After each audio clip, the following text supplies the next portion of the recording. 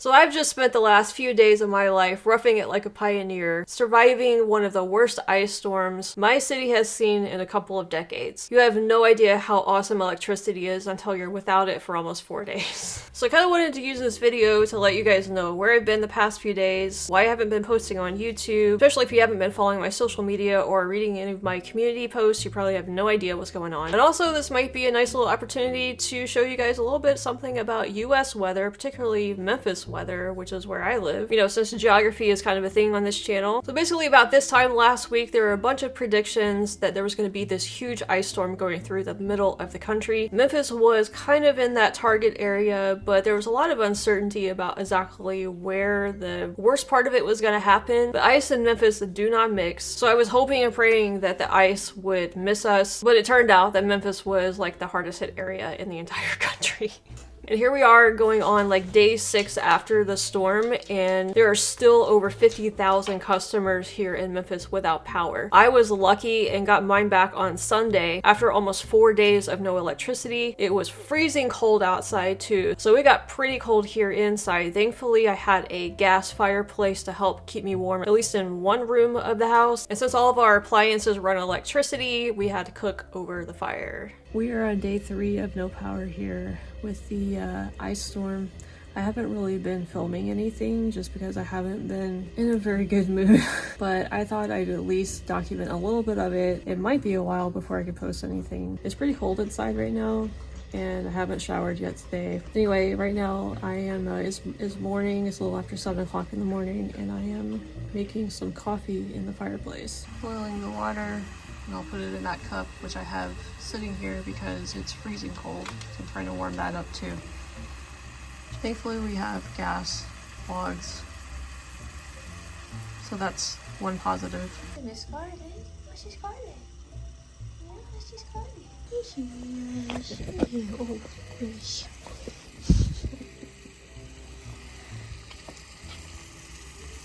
What you think about all this, Scarlet? Huh? I think it's about ready.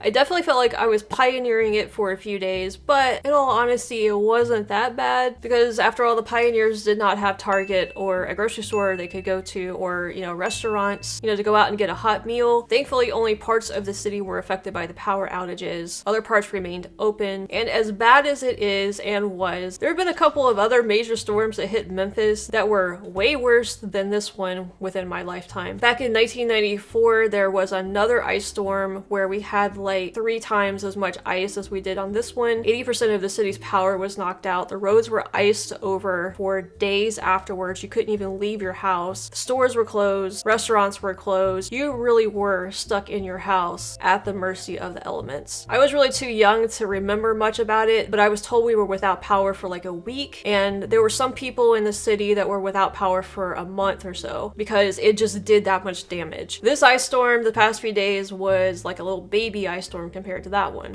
Alright, well, I'm out here with Scarlett right now, out here playing with her.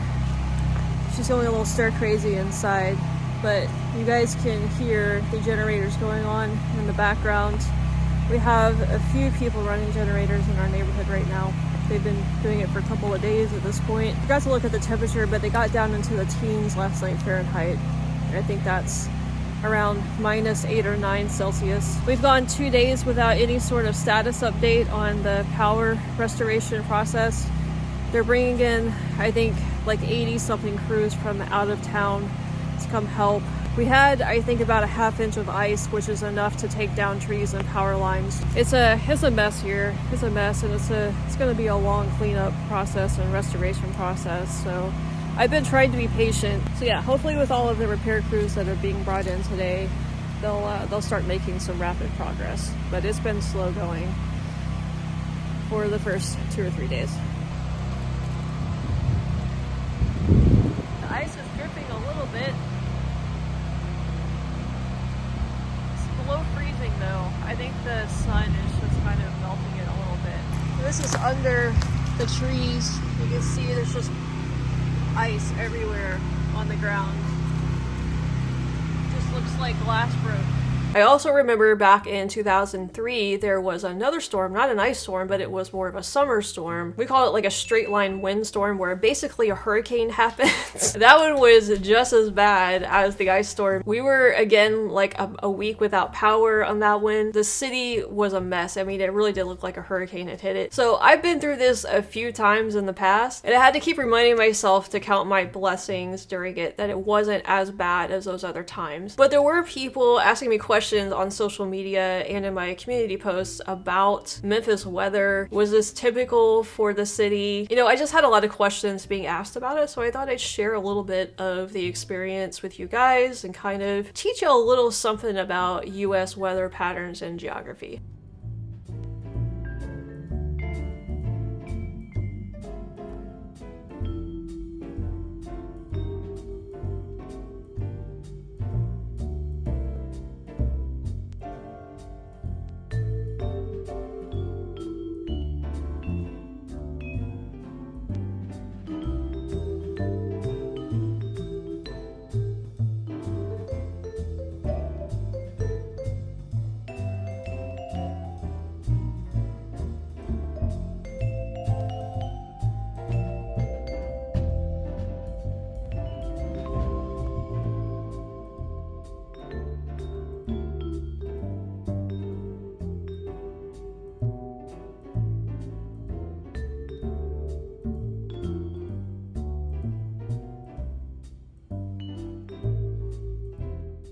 It's no surprise that the US has extreme weather. I think everybody around the world is probably aware of that. Now, I know that we're not the only place that has extreme weather. There are a lot of other places in the world that have really, really bad weather patterns as well. There are some things unique to the United States, like the number of tornadoes, but the US gets almost every kind of natural disaster that you can think of. We get tornadoes, we get hurricanes, wildfires, earthquakes, flooding, mudslides, blizzards, derechos, which is like the straight line windstorm that I just mentioned, ice storms, oh, and volcanoes. We get volcanoes too. I think monsoons and tsunamis are things that don't happen really here in the US. There might be some more natural disasters that I'm not thinking about, but my point is the US gets the vast majority of them. I don't even know if there's really a safe place in the country where something doesn't happen. When I lived in LA, I had to deal with earthquakes and wildfires. The wildfires were way more of a threat than the earthquakes were. Here in Memphis, we have to deal with tornadoes, which tornado season is like right around the corner actually. And unfortunately, Memphis is like right in a prime spot for a lot of these weird weather patterns to happen. Here's why. I'm gonna use one of my favorite YouTubers, Ryan Hall, who is like the leading YouTuber weatherman for the US. And he's gonna explain kind of why a lot of crazy weather tends to happen kind of going through the middle of the country. We turn our temperatures on, you can see something really interesting here. You see the purple ones? I know the numbers are small, but the purple numbers are colder, and then the orange and the lighter numbers are warmer, right? So we have warm air down here in the southeast. We have a bunch of cold air back here to the north and west, and what happens where they meet? Well, a big old monster winter storm, of course. That is Meteorology 101 for you. And it has to do with Canada and its cold air and the Gulf of Mexico and its warm air coming up to meet kind of like right where Memphis is. So that is why you see a lot of tornadoes on Tornado Alley happening as well. But this year's ice storm, which was called Landon, which is such a weird name for a storm, we did get a few days notice for, but it was a little unpredictable about like where the ice exactly was going to be the worst. And as a result, there wasn't a whole lot of like panic beforehand here in Memphis because we didn't know how much ice we were going to get or if we were going to get much at all. Turns out we got up to about half an inch of ice, which doesn't sound like a lot, but again, here's Ryan to explain just how dangerous ice accumulations are of even just like that much. Here's the reason why we are concerned about ice today. This chart shows you the potential impacts from different amounts of ice depending on what the wind speeds are. So but if you get the 25 to 35 wind gusts, which is what we are expecting, and you get between 1/4 of an inch and 1/2 an inch of ice, which is a lot of you guys under the ice storm warning, numerous utility interruptions with some damage to main feeder lines and equipment expected. Tree limb damage is excessive. Outages can last 1 to 5 days. That'll be the vast majority of the impacts that we see from this storm. And as a result of those ice accumulations, over 200,000 customers here in Memphis lost power. Again, like over 50,000 still don't have power back. I think they reported that there was like 400 something trees that they had to remove before they could even begin repairs on a lot of the power lines and transformers. The ice just like weighed down the trees. I've seen so many broken trees over the past few days here. Or the ice gets on the power lines themselves and then they just collapse under the weight of it all. Even the parts of the city that have underground power lines, they lost power as well. So a few of you asked me, like, how typical is this weather for the US? Well, for the US in general, I mean, it can happen in a lot of different places in the US. They get even more wintry weather than Memphis usually does. Memphis is a subtropical climate. We don't usually have super, super harsh winters here. So stuff like this happening, like an ice storm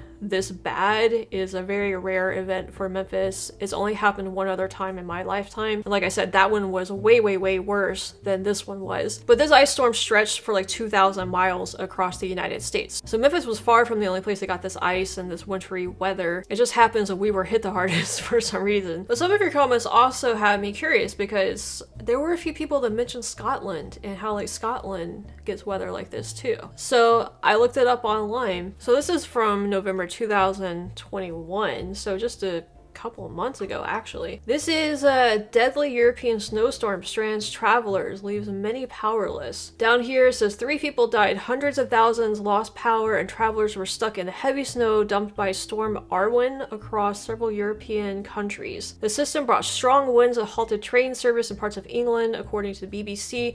More than 200,000 homes and businesses were powerless in England's northeast, what was being called some of the worst damage to the power grid in 2 decades. Sounds very similar to what just happened here. This one is from December 2021, so again, not that long ago. More than 56,000 homes and businesses in Ireland have been left without power after Storm Bara made landfall with winds gusting up to 80 miles per hour as it moved east throughout the day. So far it looks like this happens in the northern part of the UK and Ireland, and then more on Storm Bara in Scotland. So this happened right after Arwen, apparently. The harsh weather left 1,700 homes without power in the northeast and also caused school closures and delays across the transport network. Scottish and Southern electricity networks restored supplies to 135,000 customers, with the final homes in Scotland left without power reconnected on Sunday. And of course we see some pictures here of Storm Bara, it looks like. That's a decent amount of snow. We didn't get snow really here in Memphis, we just got the ice. The snow was a little bit further north of us. And look at all this tree damage from it as well. Yeah, Memphis looks a lot like that right now. You know, and the crazy thing here with this winter storm that came through, below the kind of like freezing line, below that were severe thunderstorms happening, and there were tornadoes happening to our south. So to our north, there were blizzards happening. We were in the ice storm portion of it, and to our south, tornadoes were happening at the same time. So it was crazy. But as far as Europe goes, I had trouble finding a lot of information about like really severe storms. I just don't know if you don't have them that much over there. But definitely Scotland came up for sure. So, and look at this. This is exactly what things look like here in Memphis with this ice storm. So I think it's really interesting that parts of the UK get weather like this as well. I always hear about how like mild the weather is in the UK, or maybe that's just England. I don't know about the rest of Europe, whether you get really extreme weather patterns or not, but it definitely looks like you do in Scotland for sure, maybe parts of Ireland, maybe the northern part of England. But right now, this is the current like power outage situation here in Memphis. The red parts are the worst hit areas, and that has gone down quite a bit. The red took up the vast majority of the city a few days ago, so they're making progress, but they've still got, as you can see up here, over 50,000 customers still affected. Oh, and another little geography fact, this is the Mississippi River right here, so if you didn't know that, Memphis is right on the Mississippi River. So there you go, just a little glimpse into what's been going on here in the US over the past few days. I don't think most people in Europe are probably aware of it. I don't even think most people in the United States are probably aware of it unless they were directly involved in the storm. The US is really, really big, so it's not that uncommon for there to be, you know, things happening in one part of the country and the other part of the country just is completely unaware of it. I don't even think the news outlets were reporting much on this anyway. So at the end of the day, I think I really realized just how dependent our modern lives are on electricity, and it's kind of scary to think about in a sense, this because, you know, what happens if our power grids get knocked out for some reason? I mean, life would ground to a halt. We don't have the systems in place, you know, like the pioneers did back in the day where they didn't have electricity. We would have to kind of like reinvent a lot of things, you know, to survive a situation like that. Anyway, that's like an apocalyptic worst case scenario, but it does make you think. And I also realized after we got electricity back just how much easier life is with electricity. Just to be able to like flip on a light switch, heat something up in the microwave, turn on your stove and cook something. Have heat to where you're not freezing your butt off. You know, I don't know about Europe, but homes here have central heating, so we have, you know, vents leading to each room that heat each room up. And just little things like also being able to use a hair dryer or to charge up your electric toothbrush. Thankfully, we had like battery power banks so I could at least keep my phone charged and at least keep in touch with what was going on in the outside world, which is something we didn't have back in 2003 or back in the 94 ice storm. We were kind of just like, pretty much just had to sit there and, you know, wait for things to get back to normal. We didn't really know what was going on. So it's just crazy to think about like what technology and devices and electricity do for our lives, just like how different our lives are with these things than without. And I know that there are a lot of places in the world that don't have electricity, they don't have these conveniences. So to them, it may sound like I'm just complaining for no reason about not having electricity. You know, to them, that might be the normal thing. But when your entire life is dependent on having electricity, you know, it's kind of like a bit of a traumatic experience to not have it suddenly, you know, for several days. You know, a few hours a day, okay, but once you start getting to day 2 and 3, it really starts to mess with you. Beyond that, you start to feel a little hopeless. And then I think at a certain point, you just kind of accept the fact that this is the way life is right now, and then eventually I think you probably just get to the point where you just adapt to it, you know. But man, it's definitely not an experience I want to repeat anytime soon or ever, actually. It also got me thinking about like, well, is there a way that we could improve infrastructure so that this sort of thing doesn't happen, which might be a little topic that we look into on my channel. Anyway, this is a little different video. This is not a reaction video like I usually do on my channel, but it does have a little something to do with weather and geography, which, you know, kind of does fit in with the theme of everything. Showing you a little bit about the US, which I usually don't focus on. I usually focus on other countries or other parts of the world. But if you're not from here, maybe you're not very familiar with, you know, this sort of thing. So anyway, that's where I've been the past few days. We're gonna get back to the usual videos that I normally do on my channel. Also gonna kick things back up on Patreon. My poor patrons have been without a new video for a few days as well. But if you enjoyed learning a little bit more about the US and kind of where I live, make sure to hit the like button and subscribe if you haven't done that yet. You'll find links to my social media, my Patreon, where I do a lot of other videos that I don't do here on YouTube, plus a link to my Star Trek podcast. If you're a Trekkie, you might want to go check that out. All that stuff is in the description of this video and the pinned comment. Anyway, Roger, Scarlett, and I are doing okay. We pulled through. There's Miss Scarlett right here, kind of napping. She's got a vet appointment today, which I'm not looking forward to. I'm sure she's not either, but she doesn't know that it's going to happen yet. So anyway, stay tuned for more stuff coming up pretty soon on my channel, and we'll see you next time.